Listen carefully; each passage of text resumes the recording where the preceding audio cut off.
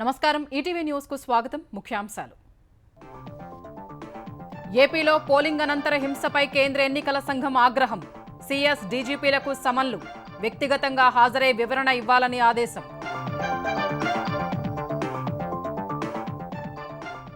పల్నాడు జిల్లాలో 144 సెక్షన్ అమలు అధికార ప్రతిపక్ష నేతల గృహ నిర్బంధం హింసపై గవర్నర్కు ఆధారాలతో కూటమి నేతల ఫిర్యాదు అత్యధిక పోలింగ్తో చరిత్ర సృష్టించిన ఆంధ్రప్రదేశ్ 81.86% నమోదైందన్న సీఈఓ ముఖేష్ కుమార్ మీనా ఓటింగ్లో అగ్రస్థానాన దర్శి ఈ నెల 18న తెలంగాణ కేబినెట్ భేటీ రుణమాఫీ ధాన్యం కొనుగోళ్లపై చర్చ వచ్చే ఖరీఫ్ పంటల ప్రణాళికపైన నిర్ణయం తీసుకునే అవకాశం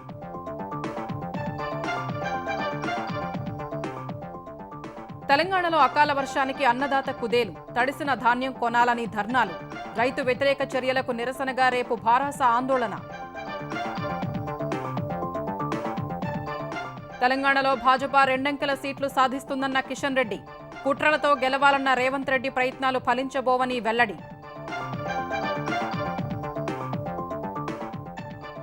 కాంగ్రెస్కు ప్రతిపక్ష హోదా కూడా దక్కదన్న ప్రధాని చిత్తుగా ఓడుతుందని జోస్యం భాజపా గెలిస్తే పాలన కుబేరుల చేతుల్లోకి వెళుతుందన్న రాహుల్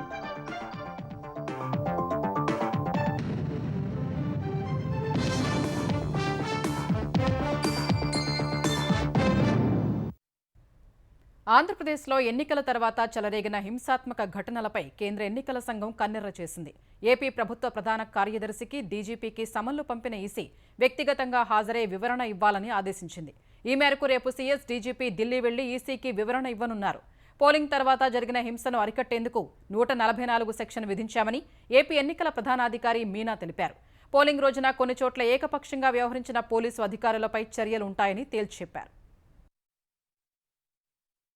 ఆంధ్రప్రదేశ్లో ఎన్నికల్లోనూ అనంతరం జరిగిన హింసాత్మక ఘటనలపై వ్యక్తిగతంగా వివరణ ఇవ్వాల్సిందిగా కేంద్ర ఎన్నికల సంఘం ఏపీ ప్రభుత్వ ప్రధాన కార్యదర్శి జవహర్ రెడ్డి డీజీపీ హరీష్ కుమార్ గుప్తాలను ఆదేశించింది ఈ మేరకు ఇద్దరికీ ఈసీ సమన్లు పంపింది హింసాత్మక ఘటనలు జరుగుతాయని ముందే హెచ్చరికలు ఉన్నప్పటికీ పోలింగ్ రోజు అంత నిర్లిప్తంగా ఎందుకు వ్యవహరించారని ప్రశ్నించినట్లు తెలుస్తోంది ఈ మేరకు ఇద్దరు అధికారులు రేపు ఢిల్లీ వెళ్లి కేంద్ర ఎన్నికల కమిషన్ ముందు హాజరై వివరణ ఇవ్వనున్నారు ఎన్నికలతో పాటు అనంతరం జరిగిన హింసాత్మక ఘటనల పట్ల స్థానిక అధికారులు నిర్లిప్తంగా నిర్లక్ష్యంగా వదిలేసినట్లు కేంద్ర ఎన్నికల సంఘం గుర్తించింది పల్నాడులో స్వయంగా పర్యటించిన ఏపీ ప్రత్యేక అబ్జర్వర్ రామ్మోహన్ మిశ్రా ఈ అంశాలను నేరుగా సీఈసీకి నివేదించినట్టు తెలుస్తోంది ఈ నేపథ్యంలోనే పల్నాడు సహా వేర్వేరు ప్రాంతాల్లో చెలరేగిన హింసాత్మక ఘటనలపై వివరణ కోరుతూ సీఎస్ కు డీజీపీకి కేంద్ర ఎన్నికల సంఘం సమన్లు పంపింది ఈసీ సమన్ల నేపథ్యంలో సచివాలయంలో DGP Harish Kumar Gupta intelligence ADG Kumar Vishwajit CS Jawahar రెడ్డితో అత్యవసరంగా సమావేశమయ్యారు ఎన్నికల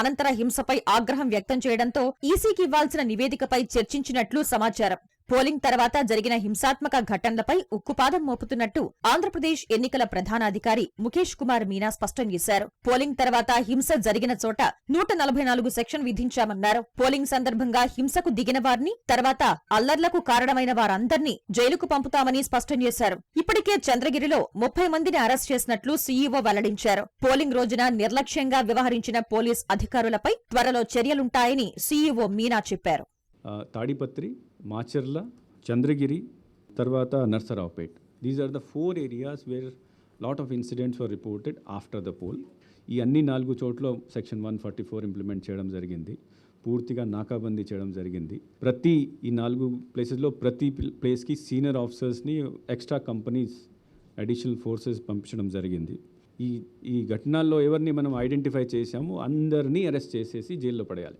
ఆ రోజు పోల్ డే జరిగిన ఘటనల్లో చాలామంది కింద సిబ్బంది they were conniving with some people and డెలిబరేట్గా డెరిలిక్షన్ ఆఫ్ డ్యూటీ చేశారు వాళ్ళని కూడా ఇప్పుడు ఐడెంటిఫై చేయడం జరుగుతుంది and all those people very severe action will be taken against them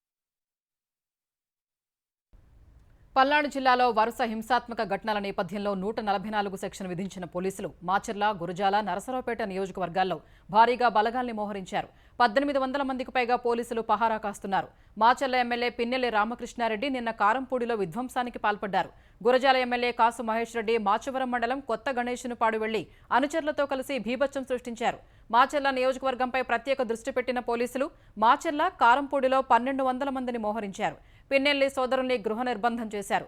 మాచర్లలోకి వచ్చే వాహనాల్ని తనిఖీ చేస్తున్నారు. గుంటూరు రేంజ్ ఐజీ సర్వశ్రేష్ఠ త్రిపాఠి, పల్నాడు జిల్లా ఎస్పీ బిందు మాధవ్ మాచర్లలోనే ఉండి పరిస్థితిని పర్యవేక్షిస్తున్నారు. ఇక గురజాల ఎమ్మెల్యే కాసు మహేష్ రెడ్డిని నరసరావుపేటలో హౌస్ అరెస్ట్ చేశారు. నరసరావుపేటలోనూ పోలీసులు హై అలర్ట్ ప్రకటించారు.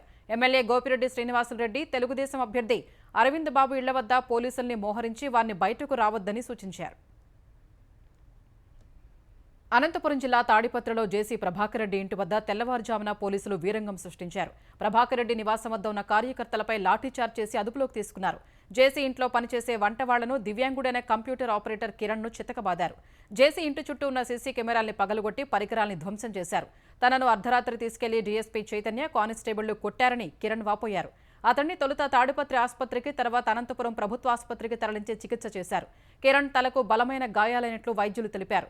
గతంలో తాడిపత్రి డీఎస్పీగా పనిచేసిన చైతన్యపై అధికార పార్టీ ఎమ్మెల్యేకు అనుకూలంగా వ్యవహరిస్తున్నారని తీవ్ర ఆరోపణలున్నాయి.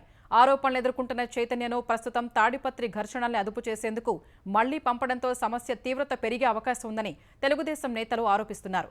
పోలింగ్ రోజు ఓంశాంతినగర్లో రాళ్ల దాడికి సంబంధించి వైకాపా అభ్యర్థి కేతిరెడ్డి పెద్దారెడ్డి, ఆయన కుమారుడు తెలుగుదేశం అభ్యర్థి జేసీ అస్మిత్ రెడ్డి, ఆయన తండ్రి జేసీ ప్రభాకర్ రెడ్డిపై పోలీసులు కేసు నమోదు చేశారు. దాడికి పాల్పడిన వైకాపా మూకల్ని పోలీసులు నేటికి గుర్తించలేదు.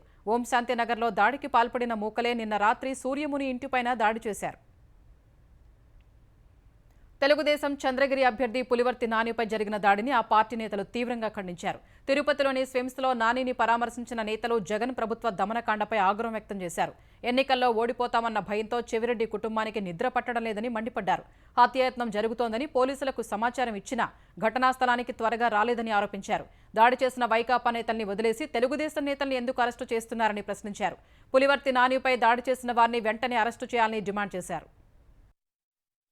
జగన్మోహన్ రెడ్డి ప్రభుత్వానికి, ఆ నాయకులకు ఈ ఎన్నికల్లో ఓడిపోతామనేటువంటి భయం క్లియర్ కట్గా నిన్న జరిగినటువంటి సంఘటనను ఒకసారి చూస్తే మనకు అర్థమవుతుంది. ముఖ్యంగా చంద్రగిరి కానీ తిరుపతిలో కానీ ప్రశాంతంగా ఉండేటువంటి ప్రాంతం, ఇక్కడ ఫ్రాక్షన్ రాజకీయాల్లాగా తీసుకొచ్చేటువంటి పరిస్థితి ఈరోజు వైఎస్ఆర్ ప్రభుత్వంలో నడుస్తూ ఉంది. ఒక అభ్యర్థిని చంపే ప్రయత్నం చేస్తే ఇంకెంతకంటే దారుణం ఉంటుందా? అది కూడా స్ట్రాంగ్ రూము ముందర మహిళా యూనివర్సిటీలో పట్టణ నడిబొడ్డులో ఇటువంటి సంఘటన చేస్తే మరి ఏం మెసేజ్ ఈ ప్రాంతానికి ఇస్తున్నాం అనేది కూడా అర్థం చేసుకోవాలా. సంఘ వ్యతిరేక విద్రోహులను ఇమీడియట్గా అరెస్ట్ చేసి వాళ్ళ లోపల పెట్టాలి. కృష్ణా జిల్లా మచిలీపట్నంలో వైకాపా కార్యకర్తలు దాడులకు తెగబడ్డారు. తెలుగుదేశం కార్యకర్తలపై కర్రలు, రాళ్లు, బీరు సీసాలతో దాడికి యత్నించారు. బలరాంపేటలో తెలుగుదేశం వైకాపా పోలింగ్ ఏజెంట్ల మధ్య వివాదం జరిగింది. దాన్ని అడ్డుపెట్టుకుని వాళ్ళ దాడులకు తెగబడ్డారు. సమాచారం అందుకున్న పోలీసులు బలరాంపేటలో పికెటింగ్ ఏర్పాటు చేశారు. అవాంఛనీయ ఘటనలు జరగకుండా ఎస్పీ ముందస్తు జాగ్రత్త చర్యలు తీసుకున్నారు. ఆంధ్రప్రదేశ్లో వైకాపా మూకల దాడులపై కూటమి నేతలు గవర్నర్కు ఫిర్యాదు చేశారు. హింసాత్మక ఘటనల్ని నివారించడంలో పోలీసులు విఫలమయ్యారని, నిర్లక్ష్యంగా వ్యవహరించారని గవర్నర్కు వివరించారు. వీడియో ఆధారాలు చూసి గవర్నర్ అబ్దుల్ నజీర్ ఆశ్చర్యపోయారని కూటమి నేతలు వివరించారు. పేదలకు చెల్లించాల్సిన నిధుల్ని గుత్తేదారులకు చెల్లించే ప్రక్రియను అడ్డుకోవాలని కూడా గవర్నర్ను కోరారు. ప్రజలు తనను తిరస్కరించారని జగన్కు అర్థమైందని తెలుగుదేశం నేత వర్లరామయ్య గవర్నర్తో భేటీ తర్వాత విమర్శించారు. ఓటమి పాలవుతున్నామని, అరాచకాలు సృష్టిస్తున్నారని ఆరోపించారు. మాచర్ల, తాడిపత్రి, చంద్రగిరి, పూతలపట్టు, నర్సరావుపేట చాలా చోట్ల పోలీసులు వైకాపా తోటి మెలాఖాతాపై చాలా చేశారు. వీటన్నిటి మీద యాక్షన్ తీసుకోవాలని కోరాం. రాడ్లతోటి, కర్రలతోటి, పెట్రోల్ క్యాన్లతోటి పెరేడ్ చేస్తుంటే వైకాపా వాళ్ళు పోలీసులు చోద్యం చూస్తూ ఊరుకున్నారు, డ్రామా చూస్తున్నట్టుగా ఊరుకున్నారని ఆయనకు ఆధారాలతో సహా పెన్ డ్రైవ్ లో మేము వీడియో క్లిప్పింగ్స్ తో సహా గవర్నర్ గారికి చూపించడం జరిగింది. ఆశ్చర్యపోయారు. వీటన్నిటి కూడా చెప్పినప్పుడు తప్పకుండా నేను చర్యలు తీసుకుంటాను, ఇంకొకసారి ఇటువంటి జరగకుండా చూస్తామని చెప్పి కూడా గవర్నర్ గారు చెప్పడం జరిగింది. తెలంగాణలో కురిసిన అకాల వర్షాలకు అన్నదాతలు కుదేలవుతున్నారు. తడిసిన ధాన్యాన్ని ప్రభుత్వం కొనుగోలు చేయాలని నిరసన బాట పట్టారు. కామారెడ్డి జిల్లా నిజాం సాగర్ మండలం కొమలంచ గ్రామంలో తడిసిన ధాన్యాన్ని ప్రభుత్వమే కొనుగోలు చేయాలని రైతులు రోడ్డెక్కారు. 5 రోజులుగా ధాన్యం కొనుగోళ్లు నిలిచిపోయాయని ధర్నాకు దిగారు. 40 లారీలకు పైగా ధాన్యం ఇంకా కల్లాల్లోనే ఉందన్న రైతులు వడ్లను ఎఫ్సీఐ కేంద్రాలకు తరలించి 25 రోజులు గడిచినా ధాన్యాన్ని తూకం వేయటం లేదని ఆరోపించారు. నిర్మల్ జిల్లా మామడ, లక్ష్మణ చంద మండలాల్లో అకాల వర్షాలకు కల్లాల్లో ధాన్యం తడిసి ముద్దైంది. చేతికొచ్చిన పంట వర్షానికి తడిసి ముద్ద కావడంతో మొలకలొచ్చే అవకాశం ఉందని రైతులు ఆందోళన చెందుతున్నారు.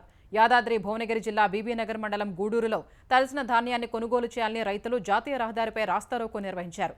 తాలు, తేమ పేరుతో అధికారులు వేధిస్తున్నారని 20 రోజులుగా ధాన్యం కొనుగోలు చేయటం లేదంటూ 163వ జాతీయ రహదారిపై బైఠాయించారు. దీంతో హైదరాబాద్, వరంగల్ వైపు వెళ్లే వాహనాలు రోడ్లపైనే నిలిచిపోయాయి. సమస్యను పరిష్కరించేంత వరకు కదిలేదులేదని రైతులు తేల్చిచెప్పారు. పరిస్థితి చక్కదిద్దేందుకు వచ్చిన పోలీసులతోనూ వాగ్వాదానికి దిగారు. గత 10 రోజుల నుంచి కూడా తూకాలు ఆగిపోయినాయి, లారీలు పోవడం లేదు. అక్కడ రైస్ మిల్లర్లు కూడా మేము సొసైటీ వాళ్ళకి అడిగితే రైస్ మిల్లర్లు అద్దంటున్నారు. మేము ఏం చేయాలని సమాధానం చెప్తున్నారు. ఇది అన్యాయం. కావున అధికారులు కానీ ప్రభుత్వం కానీ మొద్దు నిద్ర వదిలి ఇప్పటికైనా ఈ రైతులను ఆదుకోవాలని మేము అందరికీ కూడా విజ్ఞప్తి చేస్తున్నాం. ఈ నిన్న కురిసిన వర్షంకు మొత్తం టోటల్గా ధాన్యం మొత్తం తడిసిపోయింది. మొలకలు వచ్చినాయి, తడిసిన చెర్లకు మొత్తం కొట్టుకుపోయింది. కాబట్టి మాకు రైతులను ఎట్టి పరిస్థితులలో ఆదుకొని ప్రభుత్వం మాకు ఆదుకోవాలని మా యొక్క మనవి. రుణమాఫీ, ధాన్యం కొనుగోళ్లపై చర్చించేందుకు ఈ నెల 18న తెలంగాణ మంత్రివర్గం సమావేశం కానుంది. వచ్చే ఖరీఫ్ పంటల ప్రణాళికపై కేబినెట్లో చర్చించాలని సీఎం నిర్ణయం తీసుకున్నారు. సార్వత్రిక ఎన్నికల పోలింగ్ ముగిసిన తర్వాత తొలిసారి సీఎం రేవంత్ రెడ్డి సచివాలయంలో వివిధ అంశాలపై కీలక సమీక్ష నిర్వహించారు. మంత్రులు ఉత్తమ్ కుమార్ రెడ్డి, పొంగులేటి శ్రీనివాసరెడ్డితో కలిసి ధాన్యం కొనుగోలు, వ్యవసాయం, రాష్ట్ర ఆర్థిక పరిస్థితిపై అధికారులతో సమాలోచనలు జరిపారు. ధాన్యం కొనుగోళ్లు సాఫీగా జరిగేలా చర్యలు చేపట్టాలని అధికారుల్ని ఆదేశించారు. ఏపీ, తెలంగాణ మధ్య అపరిష్కృత అంశాలపై ముఖ్యమంత్రి చర్చించారు. ఉద్యోగులు, ఆస్తులు, అప్పుల విభజనపై నివేదిక ఇవ్వాలని అధికారుల్ని ఆదేశించారు. పెండింగ్ అంశాల పరిష్కారానికి కార్యాచరణ తయారు చేయాలని రేవంత్ సూచించారు. జూన్ 2 తర్వాత ఏపీ అధీనంలో ఉన్న భవనాల స్వాధీనానికి ఆదేశాలు జారీ చేశారు. లేక్ వ్యూ గెస్ట్ హౌస్ వంటి భవనాలు స్వాధీనం చేసుకోవాలని రేవంత్ రెడ్డి స్పష్టం చేశారు. తెలంగాణ రైతుల్ని కాంగ్రెస్ ప్రభుత్వం మరోసారి వంచిందని భారాస అధినేత కేసీఆర్ ఆగ్రహం వ్యక్తం చేశారు. క్వింటాలు వరికి 500 బోనస్ ఇస్తామన్న ప్రభుత్వం ఇప్పుడు సన్నవడ్లకు మాత్రమే బోనస్ ఇస్తాము అనడం వంచటమేనని ఆగ్రహం వ్యక్తం చేశారు. తెలంగాణలో 90% రైతులు దొడ్డు వడ్లనే పండిస్తారన్న కేసీఆర్ ఈ విషయం తెలిసి కూడా ప్రభుత్వం బోనస్ ఇవ్వబోమని ఎలా చెబుతోందని ప్రశ్నించారు. డబ్బాలో ఓట్లు పడగానే కాంగ్రెస్కు రైతుల అవసరం తీరిందని మండిపడ్డారు. రైతుల హక్కులు, హామీల సాధన కోసం తెలంగాణ వ్యాప్తంగా నిరసన చేస్తామని కేసీఆర్ ప్రకటించారు. అధినేత పిలుపు మేరకు రేపు రైతులకు మద్దతుగా భారాస నేతలు నియోజకవర్గ కేంద్రాల్లో నిరసనలు చేపట్టనున్నారు. హైదరాబాద్ను కేంద్రపాలిత ప్రాంతం చేసే విషయంలో భాజపా ఆలోచన ఏమిటో, అవగాహనలేమిటో మాట్లాడేది ఎవరో జూన్ 4 తర్వాత తెలుస్తుందని మాజీ మంత్రి కేటీఆర్ అన్నారు. తెలంగాణ అప్పుల విషయంలో కాంగ్రెస్ ప్రభుత్వం వాదన చిత్తు కాగితమని రిజర్వ్ బ్యాంకు తేల్చిందన్నారు. నిన్నటి వరకు అప్పు చేయటం తప్పు అని సన్నాయి నొక్కులు నొక్కిన కాంగ్రెస్ నేతలు ఇప్పుడు అప్పులు ఎందుకు చేస్తున్నారని కేటీఆర్ ప్రశ్నించారు. రుణాలపై అబద్దాలు చెప్పిన ముఖ్యమంత్రి, ఉప ముఖ్యమంత్రి తెలంగాణ ప్రజానీకానికి క్షమాపణ చెప్పాలని డిమాండ్ చేశారు. నల్గొండ, ఖమ్మం, వరంగల్ పట్టభద్రుల స్థానంలో గత ఎన్నికల్లో భారాస గెలుపొందిందన్న కేటీఆర్ ఎమ్మెల్సీ ఉప ఎన్నికలోనూ విజయం సాధిస్తామని ధీమా వ్యక్తం చేశారు. కేసీఆర్ ఇచ్చింది 5,000 ఉద్యోగాలే, మేము వస్తే 21,000 ఉద్యోగాలు ఇస్తామని చెప్పి రేవంత్ రెడ్డి గారు స్వయంగా చెప్పారు. మరి దాన్ని దగా చేసి ఆయన ఇచ్చిన మాటను ఆయనే తుంగలో దొక్కి కేవలం మరొక 5,000 ఉద్యోగాలు తోడు చేసి దానికి మళ్ళొక్కసారి తెలంగాణ యువతకి మోసం చేసిన ప్రభుత్వం ఈ కాంగ్రెస్ ప్రభుత్వం. అందుకే శాసన మండలిలో ఒక యువకుడు డెఫినెట్గా మీ అందరికీ కూడా రేపటి రోజున మేలు చేయగలిగే విద్యావంతుల తరపున మరి ఒక బ్లాక్ మెయిలర్ని ఎన్నుకుంటే రేపటి రోజున జరిగేది ఏంటంటే మీడియాను అడ్డం పెట్టుకుని బ్లాక్ మెయిల్ చేసే ఒక వ్యక్తి అవతల వైపు కాంగ్రెస్ పార్టీ నుంచి పోటీ చేస్తా ఉన్నాడు. అట్లాంటి వ్యక్తులకు కనుక అవకాశం ఇస్తే గతంలో మనం నల్లగొండలో నయీంని చూసినాం, మళ్ళీ అట్లాంటి వాడిని ఇంకోని తయారు చేసినట్టు అవుతుంది. లోక్సభ ఎన్నికల్లో కుట్రలతో గెలవాలని ప్రయత్నించిన సీఎం రేవంత్ రెడ్డికి ఓటర్లు తగిన గుణపాఠం చెప్పారని భాజపా తెలంగాణ అధ్యక్షుడు కిషన్ రెడ్డి అన్నారు. జూన్ 4న ఫలితాల ప్రకటనతో ఆ విషయం వెల్లడవుతోందన్నారు. అసెంబ్లీ ఎన్నికల్లో భారాస, భాజపా ఒక్కటేనని ప్రచారం చేసి గెలిచిన రేవంత్ రెడ్డి ఆటలు లోక్సభ ఎన్నికల్లో సాగలేదని కిషన్ రెడ్డి అన్నారు. తెలంగాణలో తప్పకుండా 2 అంకెల సీట్లు సాధిస్తామని ఆయన ధీమా వ్యక్తం చేశారు. గత ఎన్నికల్లో ఏదైతే బీజేపీ, బీఆర్ఎస్ అనేటువంటి ఒక నినాదంతో కాంగ్రెస్ పార్టీ అధికారంలోకి వచ్చిందో, ఈసారి రాజ్యాంగము, రిజర్వేషన్స్ నినాదంతో తెలంగాణలో గెలవాలని రేవంత్ రెడ్డి కుట్ర చేశాడు. రిజర్వేషన్స్ అంశాన్ని ముందుకు తీసుకొచ్చి మేము గెలుస్తామనేటువంటి దుర్మార్గపు ఆలోచన చేసినప్పటికీ ఏ వర్గాలైతే రిజర్వేషన్ పరిధిలో వస్తాయో వాళ్ళే ఈరోజు ముందుండి బీజేపీకి ఓట్లు వేశారని చెప్పి నేను భావిస్తా ఉన్నాను. ఆయన ఇంతవరకు పాలనే మొదలు పెట్టకుండా నా పాలనకు పరీక్ష అన్నాడు. కాబట్టి రేపు ఫలితాలు వచ్చిన తర్వాత ఆయన ఏం పరీక్ష పాస్ అయ్యాడో ఫెయిల్ అయ్యాడో తెలుస్తుంది. ఈ ఎన్నికల్లో ఒక నూతన రాజకీయ అధ్యాయం ప్రారంభం కానున్నది. భారతీయ జనతా పార్టీ ఒక ప్రత్యామ్నాయ శక్తిగా ఆవిర్భవించనున్నది. కరెంటు కోతలపై ముఖ్యమంత్రి రేవంత్ రెడ్డి చేసిన వ్యాఖ్యల్ని మాజీ మంత్రి హరీష్ ఎక్స్ వేదికగా ఖండించారు. ముఖ్యమంత్రి తన ప్రభుత్వ వైఫల్యాన్ని అంగీకరించకుండా ప్రతిపక్షాలు విద్యుత్ ఉద్యోగుల మీద అభాండాలు వేస్తున్నారని విమర్శించారు. విద్యుత్ రంగ వైఫల్యాల విషయంలో తనపై విమర్శలు చేయడాన్ని హరీష్ తప్పుపట్టారు. భారాస ప్రభుత్వం 24 గంటలు నిరంతరంగా విద్యుత్ సరఫరా చేసేందుకు విద్యుత్ ఉద్యోగుల సహకారంతో పటిష్టమైన వ్యవస్థను నిర్మించిందన్నారు. రెప్పపాటు కాలం కూడా కరెంటు కోతలు లేని ఏకైక రాష్ట్రంగా తెలంగాణను నిలిపిందన్నారు. కేవలం 5 నెలల్లోనే కాంగ్రెస్ ప్రభుత్వం ఆ వ్యవస్థను కుప్పకూల్చిందన్నారు. గృహ, వ్యవసాయ, పారిశ్రామిక అవసరాలకు సరిపడా విద్యుత్ సరఫరా చేయడంలో పూర్తిగా విఫలమైందన్నారు. విద్యుత్ ఉద్యోగులపై నెపం నెట్టడమే తప్ప కరెంటు కోతల్ని ఎలా సరిదిద్దాలనే చిత్తశుద్ధి సీఎంకు లేకపోవడం దురదృష్టకరమన్నారు. ఆగస్టు 15 వరకు సీతారామ ప్రాజెక్టు కాలువ అనుసంధాన పనులు పూర్తి చేసి వైరా జలాశయానికి నీటిని అందిస్తామని తెలంగాణ వ్యవసాయ శాఖ మంత్రి తుమ్మల నాగేశ్వరరావు తెలిపారు. ఖమ్మం జిల్లా ఏన్కూరులో సీతారామ కాలువ పనుల్ని వైరా ఎమ్మెల్యే రామ్దాస్ నాయక్తో కలిసి మంత్రి పరిశీలించారు. సీతారామ కాలువ ద్వారా నాగార్జున సాగర్ ఎడమ కాలువలోకి నీటిని అనుసంధానం చేస్తామన్నారు. తద్వారా వైరా, సత్తుపల్లి, మధుర నియోజకవర్గాల తాగు, సాగునీటి కొరతను తీర్చే అవకాశం ఉందని మంత్రి తుమ్మల స్పష్టం చేశారు. వైరా ప్రాజెక్టు కింద ఉన్నటువంటి ఆయకట్టు ఆ 30-40 వేల ఎకరాలతోటి పాటు మంచినీటికి కొరత లేకుండా నాగార్జున సాగర్ జలాలు రాకపోయినా కూడా వైరా నియోజకవర్గం, మధుర నియోజకవర్గం కింద ఉన్నటువంటి సత్తుపల్లి నియోజకవర్గం లంకాసాగర్ ప్రాజెక్టుకి ఈ నీళ్లు తీసుకెళ్లే అవకాశం ఉందని చెప్పి తప్పకుండా ఈ లింక్ కెనాల్ పూర్తి చేయాలని చెప్పి గౌరవ ముఖ్యమంత్రి గారు మొదటిసారి కొత్తగూడెం జిల్లాకు వచ్చినప్పుడు ఆయన అవకాశం ఇచ్చారు. ఈ 3.5-4 లక్షల ఎకరాలు సేద్యంతో పాటు మెట్ట ప్రాంతాలకు సంబంధించినటువంటి ఉమ్మడి ఖమ్మం జిల్లాకి ఉపయోగపడుతుందనే గోదావరి జలాలు వాడుకున్న మొదటి ప్రాజెక్టుగా సీతారామాని రావాలనేది నా జీవితాశయం. 2024 సార్వత్రిక ఎన్నికల పోలింగ్లో ఆంధ్రప్రదేశ్ కొత్త రికార్డు నమోదు చేసింది. ఇప్పటివరకు దేశవ్యాప్తంగా జరిగిన 4 దశల పోలింగ్లో ఏపీలోనే అత్యధికంగా పోలింగ్ నమోదైంది. తుది పోలింగ్ శాతం వెల్లడించిన సీఈఓ ముఖేష్ కుమార్ మీనా ఏపీలో 81.86% పోలింగ్ నమోదైనట్లు చెప్పారు. ఆంధ్రప్రదేశ్లో మొత్తం 4,13,33,702 మంది ఓటర్లు ఉండగా 3,33,40,560 మంది 25 పార్లమెంటు నియోజకవర్గాల్లో ఓటు వేశారు. 175 అసెంబ్లీ నియోజకవర్గాల్లో 3,33,40,333 ఓట్లు పోలైనట్టు మీనా ప్రకటించారు. ఈవీఎంల ద్వారా 80.66% పోలింగ్, పోస్టల్ బ్యాలెట్ ద్వారా 1.2% పోలింగ్ నమోదైనట్లు ఆయన వివరించారు. గత ఎన్నికలతో పోలిస్తే 2.09% పోలింగ్ పెరిగిందన్నారు. అత్యధికంగా దర్శన్ నియోజకవర్గంలో 90.91% పోలింగ్ జరగ్గా అత్యల్పంగా తిరుపతిలో 63.32% పోలింగ్ నమోదైంది. ఒంగోలు లోక్సభ నియోజకవర్గంలో అత్యధికంగా 87.06%, అత్యల్పంగా విశాఖ లోక్సభ స్థానంలో 71.11% పోలింగ్ నమోదైందని సీఈఓ మీనా వివరించారు.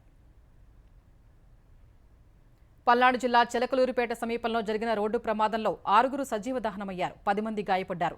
40 మందితో హైదరాబాద్ బయలుదేరిన ప్రైవేటు బస్సు తెల్లవారుజామున 1:30కు ఈ ఊరి వారిపాలెం, పసుమర్రు గ్రామాల మధ్య కంకరతో ఎదురుగా వచ్చిన టిప్పర్ని ఢీకొట్టింది. వెంటనే మంటలు చెలరేగి బస్సు మొత్తం వ్యాపించాయి. బస్సు డ్రైవర్, టిప్పరు డ్రైవర్, 4 ప్రయాణికులు సజీవ దహనమయ్యారు. నీలాయపాలెంకు చెందిన దంపతులు కాశీ బ్రహ్మేశ్వరరావు, లక్ష్మి, వారి మనవరాలు ఖ్యాతి శ్రీసాయి, మరో ప్రయాణికుడు ప్రాణాలు కోల్పోయారు. కొందరు ప్రయాణికులు 108కి పోలీసులకు సమాచారం అందించారు. అంబులెన్స్లో రాగానే క్షతగాత్రుల్ని తొలుత చిలకలూరిపేట ఆసుపత్రికి, తర్వాత గుంటూరు తరలించారు. 9 మందిని జీజీహెచ్కు, ఒకరిని రమేష్ ఆసుపత్రికి తీసుకెళ్లారు. జీజీహెచ్లో చేరిన వారిలో కొందరు చికిత్స అనంతరం వెళ్లిపోయారు. బస్సు ప్రమాదంపై దిగ్భ్రాంతి వ్యక్తం చేసిన సీఎం జగన్ మృతుల కుటుంబాలకు సంతాపం ప్రకటించారు. 6 ప్రాణాలు కోల్పోవడంపై తెలుగుదేశం అధినేత చంద్రబాబు ఆవేదన వ్యక్తం చేశారు. గాయపడిన వారికి మెరుగైన వైద్యం అందించాలని ప్రభుత్వాన్ని కోరారు. తెలంగాణలో 2 వారాలు సినిమా ప్రదర్శనల్ని నిలిపివేయాలని యాజమాన్యాలు నిర్ణయం తీసుకున్నాయి. సింగిల్ స్క్రీన్ థియేటర్లలో సినిమా ప్రదర్శనల్ని శుక్రవారం నుంచి స్వచ్ఛందంగా నిలిపివేస్తున్నట్లు పలువురు థియేటర్ యజమానులు వెల్లడించారు. సినిమాలకు ప్రేక్షకాదరణ లేకపోవడంతో థియేటర్ ఆక్యుపెన్సీ తగ్గిపోతోందని, ఫలితంగా ఆర్థిక భారం మోయాల్సి వస్తోందని తెలిపారు.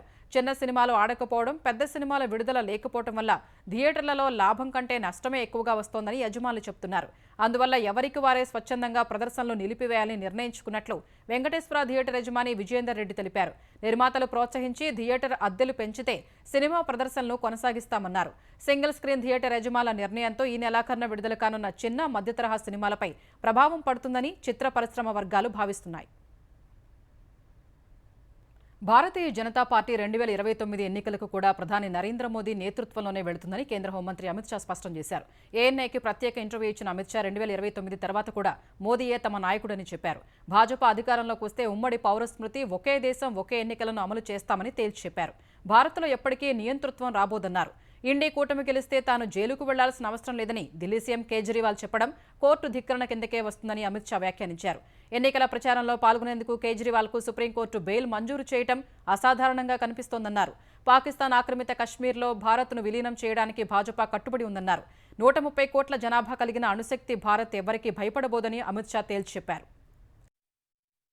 पाक ऑक्यूपाई कश्मीर का जहां ये केवल भारतीय जनता पार्टी नहीं, देश की संसद का कमिटमेंट। पाक ऑक्यूपाई कश्मीर भारत का हिस्सा है और इस पर हमारा अधिकार है, इसको कोई झुठला नहीं सकता। ये आज जो फारूक अब्दुल्ला जी और कांग्रेस के नेता कह रहे हैं कि पाकिस्तान के पास एटम बम है, तो उनको सम्मान करिए, पाक ऑक्यूपाई कश्मीर का डिमांड न करिए। मैं उनको पूछना चाहता हूं कि 130 करोड़ की आबादी वाला, जनसंख्या वाला एटॉमिक पावर भारत क्या किसी से डरकर अपने अधिकार जाने देगा? और राहुल बाबा ने देश की जनता के सामने एक्सप्लेन करना चाहिए, इनके अलायंस के नेता और इनकी पार्टी के नेता क्या कहना चाहते। पाकिस्तान का सम्मान करो मतलब क्या, पाक ऑक्यूपाई कश्मीर जाने दे? वो कभी नहीं।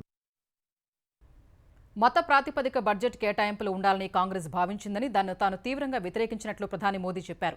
కేంద్ర బడ్జెట్లో ముస్లింలకు 15% కేటాయించాలని కాంగ్రెస్ కోరుకుంటున్నట్లు ఆరోపించారు. మత ప్రాతిపదికన విద్యా, ఉద్యోగాలు, రిజర్వేషన్లు, బడ్జెట్ కేటాయింపులు ఆమోదయోగ్యం కాదన్నారు. లోక్సభ ఎన్నికల ప్రచారంలో భాగంగా మహారాష్ట్రలో పలు సభల్లో ప్రధాని మోదీ పాల్గొన్నారు. సార్వత్రిక ఎన్నికల్లో కాంగ్రెస్ చిత్తుగా ఓడిపోనుందని జోస్యం చెప్పారు. ఆ పార్టీకి ప్రతిపక్ష హోదా కూడా దక్కదన్నారు. ఎన్నికల తర్వాత నకిలీ శివసేన, నకిలీ ఎన్సీపీ హస్తం పార్టీలో విలీనం కానున్నాయని ప్రధాని మోదీ చెప్పారు. इंडी गठबंधन का जो मुख्य दल है कांग्रेस इतनी बुरी तरह हार रही है कि उनके लिए मान्य विपक्ष बनना भी मुश्किल है। इसलिए यहाँ के जो नेता है इंडी अलायंस के, उन्होंने सभी छोटे छोटे दल जो है इन दलों को ये सुझाव दिया है कि चुनाव समाप्त होने के बाद इन सभी छोटी पार्टियों ने कांग्रेस में मर्जर कर देना चाहिए, तो शायद ताकि वो मान्य विपक्ष बन जाए। ये नकली शिवसेना, नकली राष्ट्रवादी पार्टी, इसका कांग्रेस में विलय होना पक्का है। దళిత, గిరిజన, ఓబీసీ రిజర్వేషన్లు రద్దు చేయడం సహా రాజ్యాంగాన్ని దెబ్బతీయాలని భారతీయ జనతా పార్టీ కుట్ర చేస్తోందని కాంగ్రెస్ అగ్రనేత రాహుల్ గాంధీ ఆరోపించారు. ఈ ఎన్నికల్లో కమలం పార్టీ గెలిస్తే ప్రభుత్వ రంగ సంస్థలు ప్రైవేటు పరం అవుతాయని, పరిపాలన బిలియనీర్ల చేతిలోకి వెళుతుందన్నారు. ఎన్నికల ప్రచారంలో భాగంగా ఒడిశాలోని బోలంగీర్ సభలో రాహుల్ గాంధీ పాల్గొన్నారు. రాజ్యాంగాన్ని దెబ్బతీసే ప్రయత్నాల్ని కాంగ్రెస్తో పాటు దేశ ప్రజలు అనుమతించబోరని స్పష్టం చేశారు. हम एक क्रांतिकारी काम करने जा रहे हैं, जो काम दुनिया की किसी सरकार ने आज तक नहीं किया है। हिंदुस्तान के गरीब लोग सपना भी नहीं देख सकते कि कांग्रेस पार्टी ऐसा काम करने जा रही है। नरेंद्र मोदी जी ने 22 लोगों को लाखों करोड़ रुपए दिए। अब हमने निर्णय ले लिया है, करोड़ों लाखपति बनाने जा रहे हैं। अमीरों को फायदा होता है, अदानी को एयरपोर्ट मिलता है, अदानी को सड़क मिलती है, अदानी को डिफेंस के कॉन्ट्रैक्ट मिलते हैं, ये कहते हैं विकास हो रहा है। किसानों का कर्जा माफ होता है, मनरेगा लागू होता है, ये कहते हैं देखो देखो देखो गरीबों को बिगाड़ रहे हैं।